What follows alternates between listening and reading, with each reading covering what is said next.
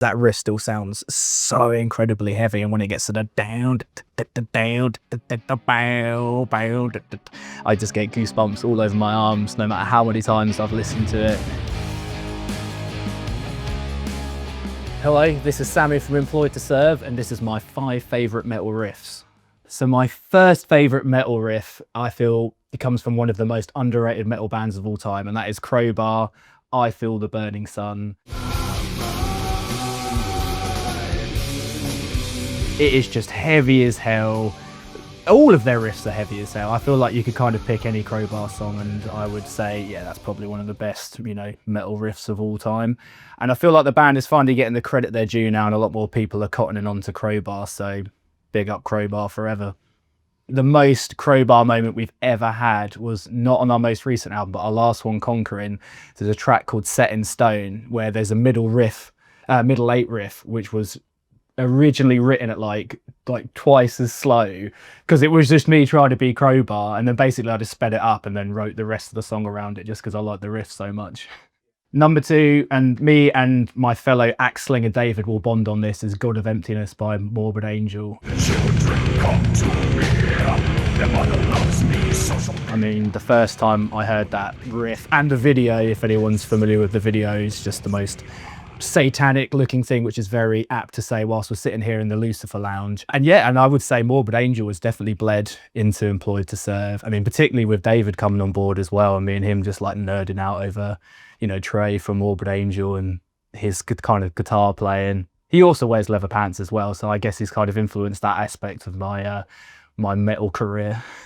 I also feel he had like such a kind of influence on the more esoteric side of things. Like me and David always talk about his lead playing, because it's not necessarily melodic as such. It's kind of more of like an atmosphere, and kind of like, we call them chaos solos, because there's not really like a melody or a lead line going on. It's just kind of like, it sounds like hell essentially, like his guitar leads, and he's got this kind of wiggle and pull in his rhythm playing, which once again me and David are like super keen on. It sounds like metal warping in the fires of hell, which is, yeah, sick, what it's all about. The third one, Spheres of Madness by Decapitated.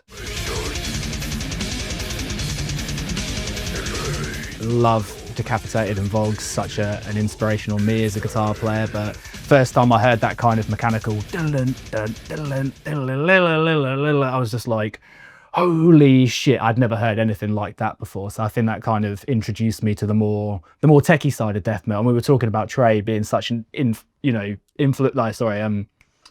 a huge kind of moment for death metal by tightening it up, but I think Vogue took that like a step further. I mean, those first few Decapitated records, particularly when they came out, were groundbreaking, weren't they? It was like a machine was playing those songs. I can't remember what made me buy the CD, but I remember buying Organic Hallucinosis around about the time it came out, so I guess I would have been 14 or so. But I also bought a copy of Wolverine Blues by Entombed, which should probably be in my 5 favourite metal riffs of all time, but I actually hadn't thought of that. But I bought those 2 CDs at the same time, and I just absolutely rinsed them to death. Like those 2 records were just huge for me. And Organic Hallucinosis to this day, actually, even though Spheres of Madness isn't on that record, that's probably my favourite Decapitated album, because it's like the perfect blend of where they came from with all the death metal and stuff, but then kind of merged with Meshuggah and Fear Factory. And Coven's vocals as well on that record, I think, are truly unique and, yeah, something special. The 4th one, that's a good question. What was the 4th one? Legion of Inveracity by Suffocation. When it gets to the dun dun dun dun dun dun dun dun, oh man, just like too heavy. I mean, yeah, picking a lot of death metal today, but once again, that's been a huge influence on me. Not necessarily all of Employed to Serve's music, but at least my growth as a musician. And Effigy of the Forgotten, that record by Suffocation, I mean, it's just, yeah, it's timeless. And it influenced so much, you hear all these like deathcore bands that came after. There's like a huge kind of slamming death metal scene that's like coming about again nowadays. And the first stop on that journey is that riff from Legion of Inveracity, essentially. It's like, if not the first, at least one of the first like slamming death metal riffs. And yeah, kind of like Crowbar, it's nice to see bands like Suffocation, who for years and years, you know, were down the road from the underworld. For me, that's as big as those bands would get, really. You know, they were just always, you know, which is, you know, it's not a bad place to be, but to see them coming back around and play in places like the Academy and Brixton Electric, and kind of more younger people as well, because that's the other thing. When I was going to death metal shows when I was younger, it's like it was me and maybe a sprinkling of other younger people, then there's just a bunch of like 40-year-old dudes just stood at the back. So it's nice to see these bands like Crowbar and Suffocation kind of getting the recognition they deserve within the heavy metal history, you know. Last one, right, I was having to pick because I was thinking, right, I'm going to obviously, oh no, so I was going to pick a Dio track, but then I thought I have to kind of give it up to just the OG Black Sabbath, and Into the Void by Black Sabbath is undoubtedly one of the best riffs of all time. Doesn't matter that like production standards today comparative to what it sounded like back in the 70s, that riff still sounds so incredibly heavy, and when it gets to the down, I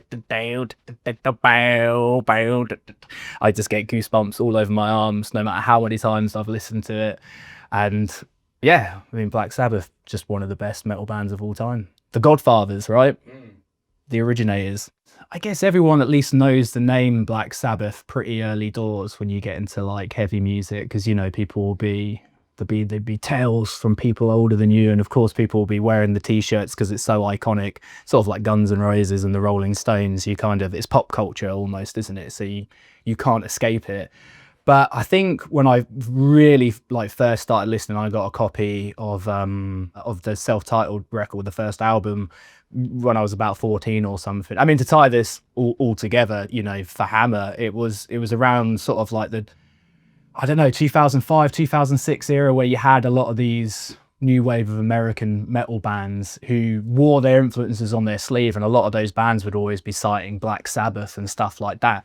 And as an impressionable young person, you're kind of like, you know, you're listening to Chimera or Lamb of God or whatever, you're like, you want to know what influenced them, you want to know what they, you know, where they got all the inspiration for their riffs from. And yeah, so that was sort of around the time that I really started to listen, and I got that first record, and like The Wizard from that album is still one of my favorite jams of all time.